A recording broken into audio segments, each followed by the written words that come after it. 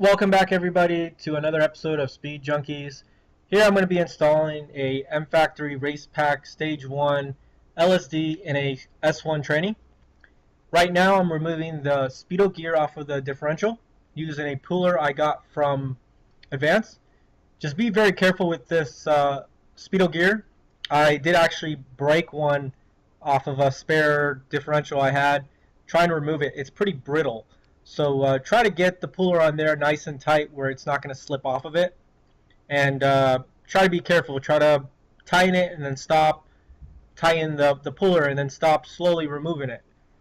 The next thing I'm going to be doing is removing the final drive gear off of the differential. And you got to remember that these bolts are reverse thread. So lefty tighty, righty loosey. The other thing about these bolts is that it's pretty popular when you're removing them that you stretch these bolts. So to avoid that, I'm going to be heating up the bolts with an oxyacetylene torch, and then I'm going to be removing them, and that way I can reuse them. So enjoy the video, guys. I'm going to try to show you every step of the way and try to be as detailed as possible. Keep up with the rest of my videos. I'm going to be probably posting up another video pretty soon. So like, subscribe. Enjoy the video. Let's see what it looks like, what it comes with.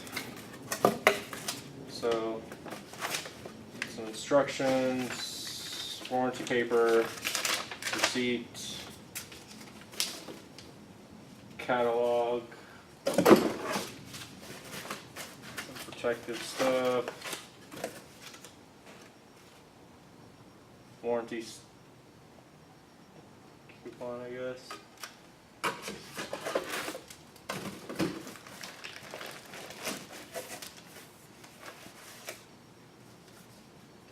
Came with a bunch of stickers.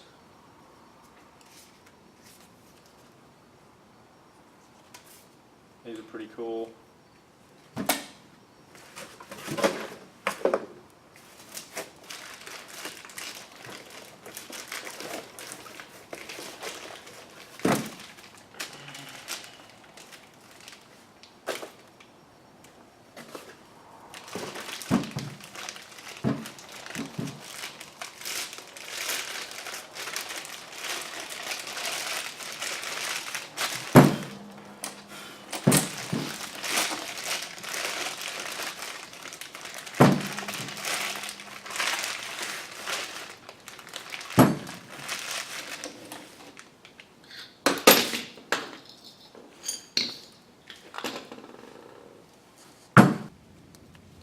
That's the OEM one, obviously. Open diff. The Mfactory.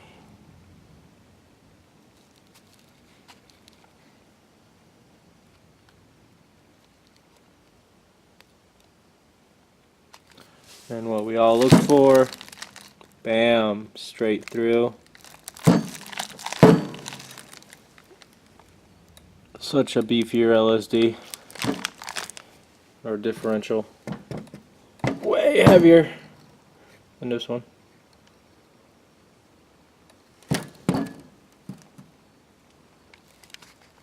I think the first thing I'm going to do is going to put on the ring gear, since that is going to be a little bit of banging.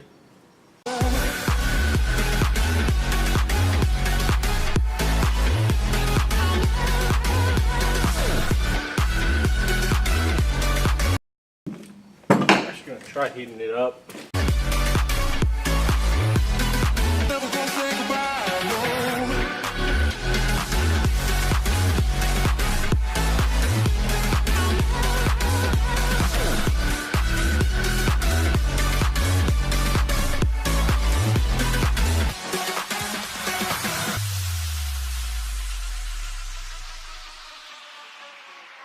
So that actually worked.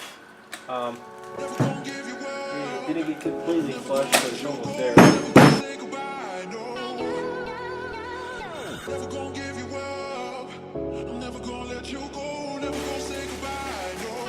I got brand new bearings, seals,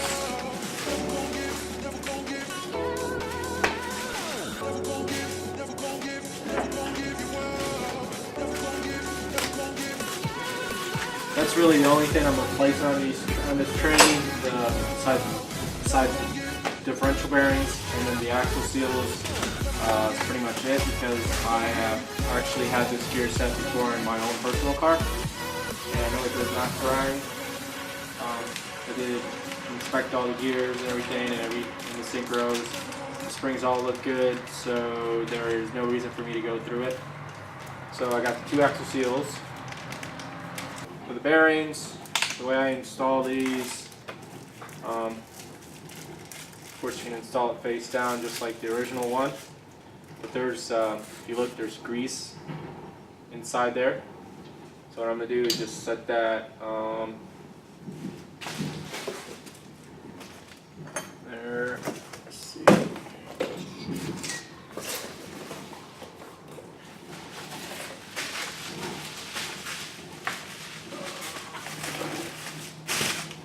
So I actually have another old one right here. That's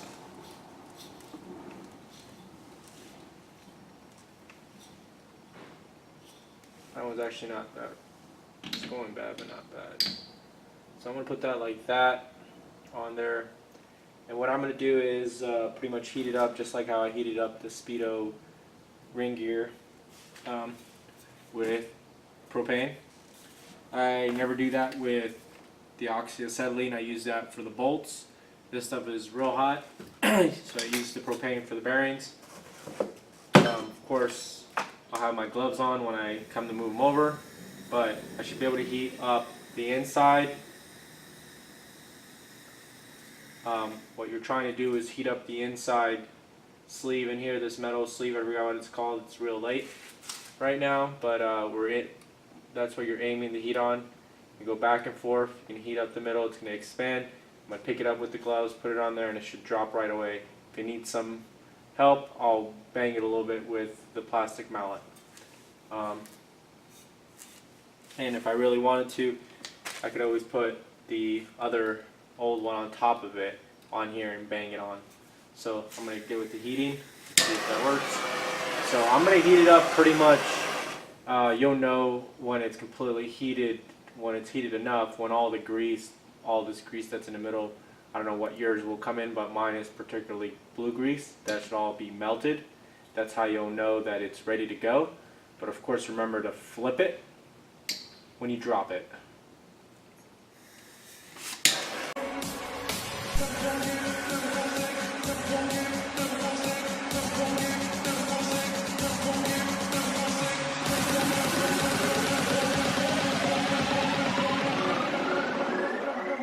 Say goodbye, no.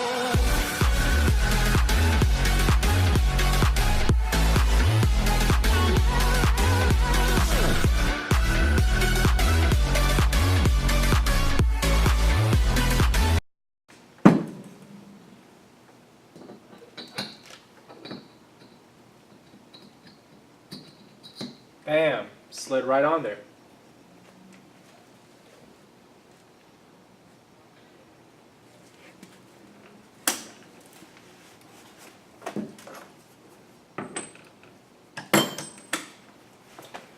Looks like it might need some help. It's not completely on there. So I'm going to put that old bearing that I had.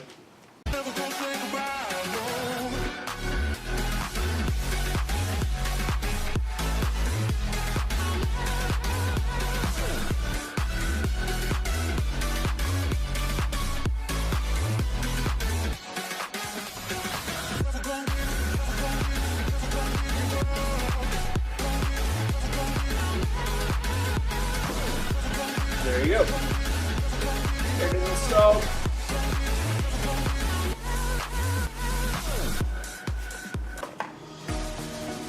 Now I'm going to check. Now I'm going to install the differential, just the differential without the main shaft and the counter shaft in the casing, closed casing, and then I'm going to check for the clearance between here and the casing, and then see if I need to add any, if I need to order any shit from Honda. Hopefully I don't. And hopefully it's right at 0 and I can't stick any filler gauge in there, so that way we're ready to go. I install the final drive.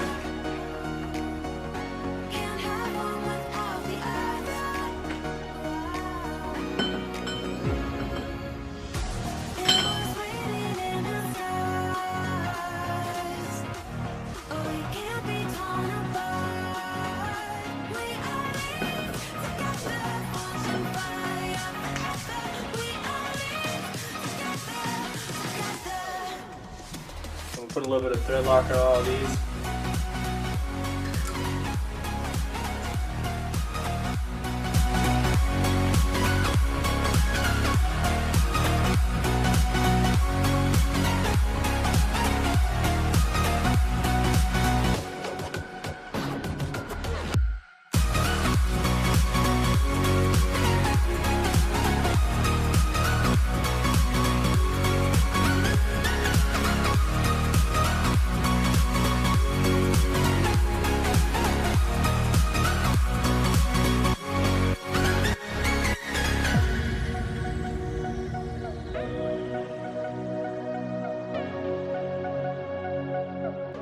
I would definitely go crisscross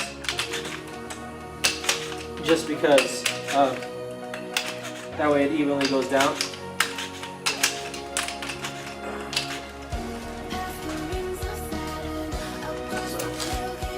What I did notice, another thing, is that you can't use an impact socket because there isn't enough room to go around or by the LSD. You actually have to use a silver socket.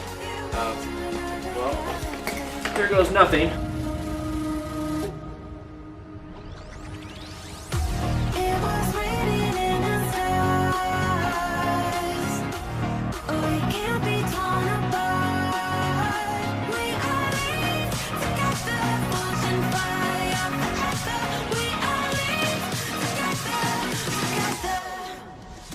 Alright, cross your fingers. Hopefully I don't need any shims. I like to grab it from the middle bearing right here. Wrap it right in.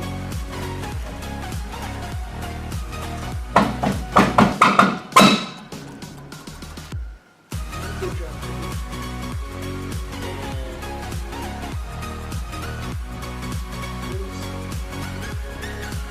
The axle seals on both sides are removed already. A little bit of oil so it helps this slide in. Of course, I'm going to have to take it out. Need shims.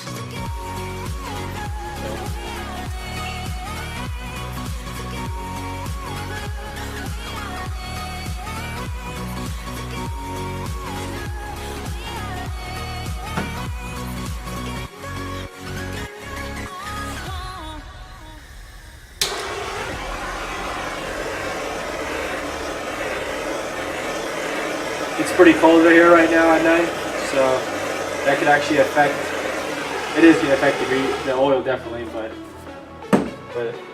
the metal on metal contact, oil on metal contact.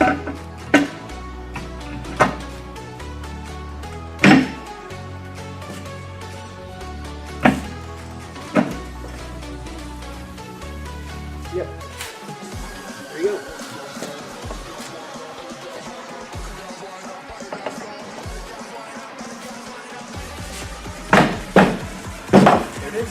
Knocks right down. So I'm going to put 2 bolts on here.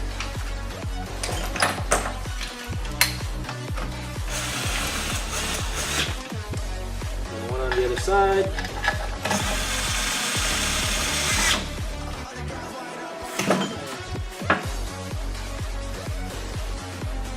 Let's start at 0.004.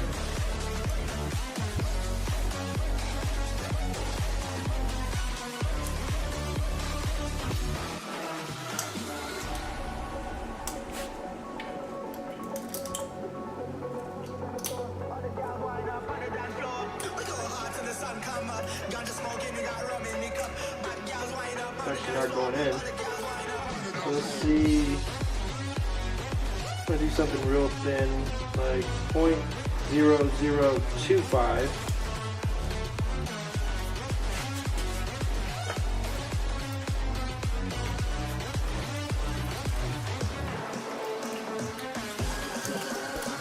That actually doesn't go in there either.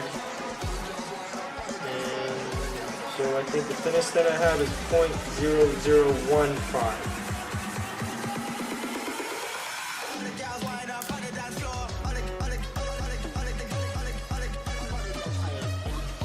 So that's actually good.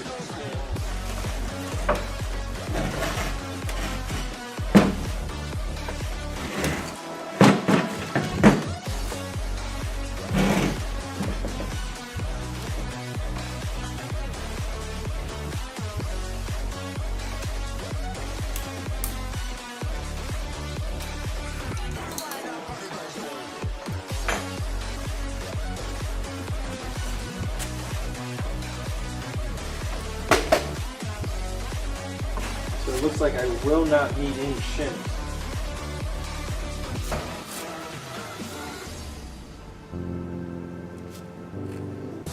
Remember, the concave one is down. Spot washer. Spot washer always on top.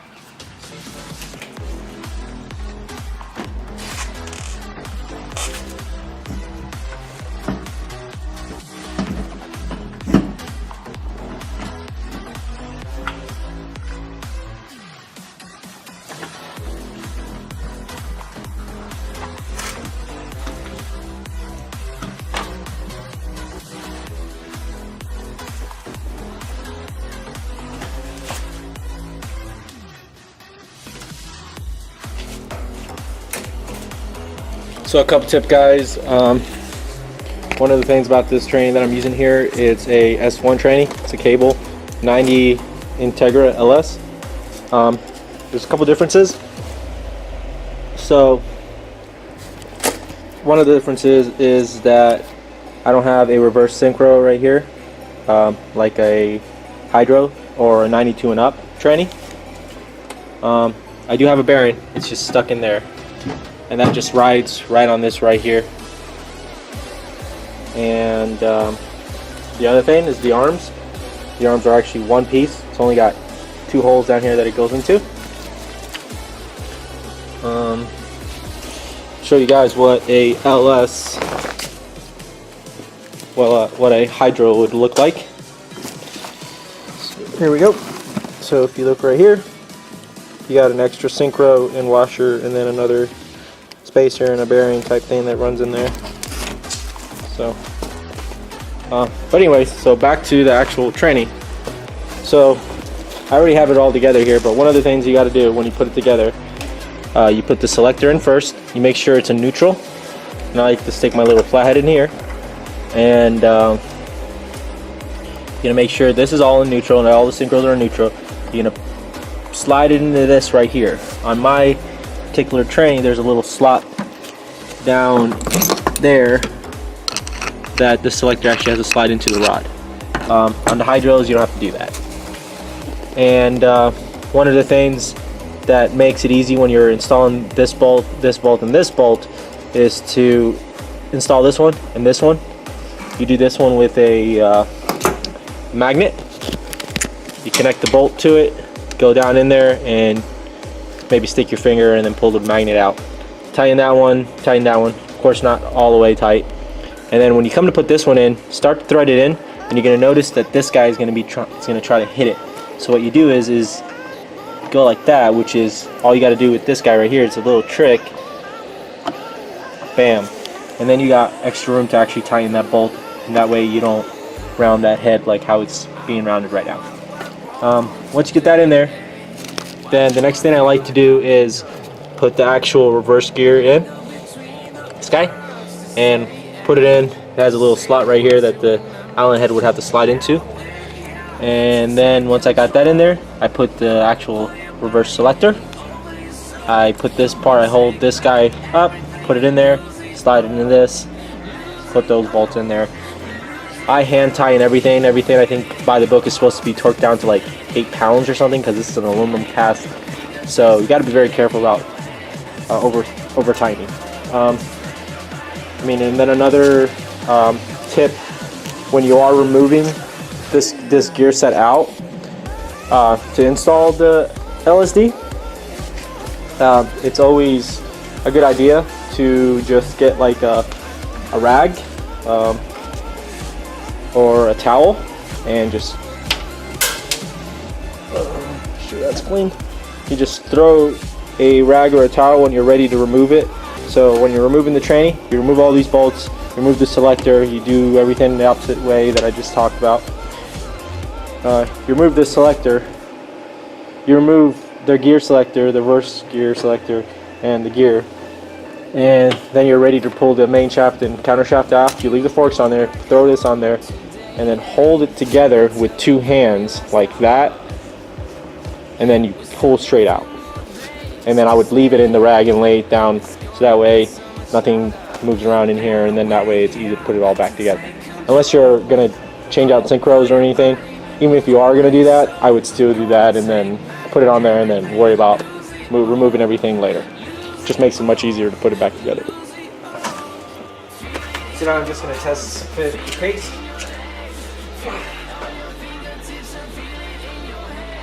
The other thing about this case, it doesn't have that washer that I would have to line up like a hydro.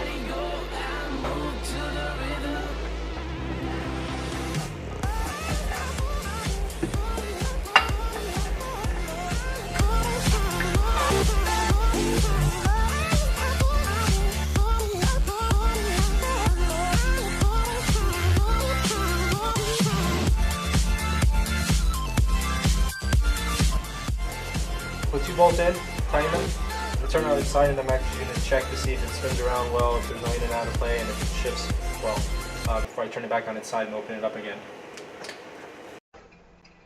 One of the things I don't show you guys here is once I install those axle seals and remove the casing again, I make sure the surfaces that meet on the casing are really clean. I even use a razor blade, try not to scratch it.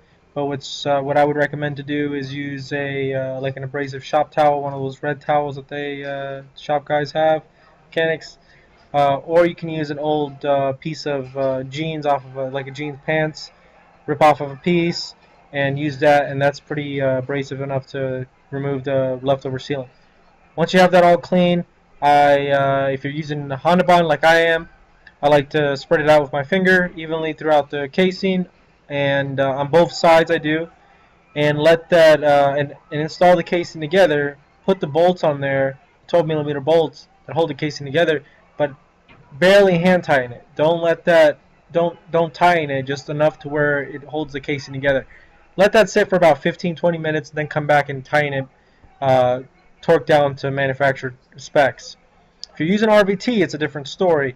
RVT takes a lot longer to dry, so what I do is same thing, clean the surface, put RVT on both sides of the casing surfaces, put the casing together, and let that sit for about 2 to 4 hours depending on what climate you have.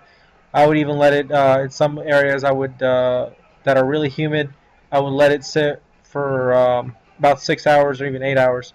The way you would know if it's ready to torque down the bolts is that when you press on the RVT, if it's somewhat dry on the outside but still sticky on the inside. You don't want to let it completely dry on the inside to where you press on it and it's dry all the way through. You want it to just press on it and it's somewhat dry on the outside and sticky on the inside. That's how you know it's ready to go and ready for you to torque it down to manufacturer spec. Once you do that, you should be good to go. Hope you guys enjoyed this video. I know it was kind of long. Like, subscribe. Peace.